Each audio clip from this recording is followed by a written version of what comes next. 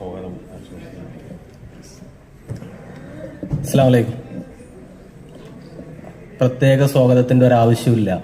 ഈ കൂടിച്ചേരലാണ് ഇന്ന് ആവശ്യമെന്ന് മനസ്സിലാക്കി എനിക്ക് തൊട്ടപ്പുറത്ത് KMCCയുടെ ഒരു പ്രോഗ്രാം, വളരെ വലിയൊരു പ്രോഗ്രാം ഉണ്ടായിട്ട് പോലും പ്രിയപ്പെട്ട ചെയർമാന്റെയും രാജേഷിന്റെയും വിളി അത്ര പ്രധാനമുള്ളതാണ് എന്ന് മനസ്സിലാക്കിക്കൊണ്ടാണ് ഈ പരിപാടിക്ക് എത്തിയിട്ടുള്ളത്. അതിനെത്താൻ പ്രത്യേക കാരണം,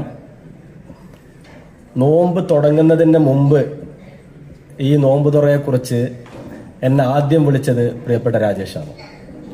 അദ്ദേഹം വിളിച്ചിട്ട് ചോദിച്ചു, ഇപ്രാവശ്യം നമുക്ക് ഒരുമിച്ച് നോമ്പ് തുറക്കാനൊരു സൗകര്യം ഉണ്ടാവുമോ, നിങ്ങൾക്ക് വരാൻ കഴിയുമോ എന്ന് ചോദിച്ചു. ഞാൻ മനസ്സിലാക്കുന്നത് ചിലരൊക്കെ ഭംഗി വാക്കിന് വേണ്ടി ചോദിക്കാറുണ്ട്, പക്ഷെ അത് കാര്യമായിരുന്നു എന്നുള്ളത് കഴിഞ്ഞ വെള്ളിയാഴ്ച എനിക്ക് മനസ്സിലായി. അത് ഞാൻ കഴിഞ്ഞ വെള്ളിയാഴ്ചയും വിളിച്ചിട്ട് ചോദിച്ചു, അടുത്ത വെള്ളിയാഴ്ച നിങ്ങളുടെ പ്രോഗ്രാം ഉണ്ട്, നമ്മളൊന്ന് മാറ്റിക്കോട്ടെ. ഞാൻ പറഞ്ഞു, എനിക്ക് വേണ്ടി മാറ്റണ്ട, ഞാൻ KMCCയുടെ പ്രോഗ്രാം മാറ്റിവെച്ച് SNDPയുടെ ഈ പ്രോഗ്രാമിലേക്ക് ഞാൻ 100% വരും എന്ന് ഉറപ്പ് നൽകിയിട്ടാണ് ഞാൻ അദ്ദേഹത്തിന് ആ ഫോണ് കട്ട് ചെയ്തത്. കാരണം മറ്റുള്ളവരുടെ സൗകര്യം നോക്കി നമ്മളുടെ സൗകര്യം മാറ്റിവെക്കാൻ ഇന്നത്തെ കാലത്ത് ആളുകൾ ബാക്കിയുണ്ട് എന്ന് ജീവിക്കുന്ന തെളിവായ SNDPയുടെ നേതാക്കന്മാർ ഇവിടെയുണ്ട്.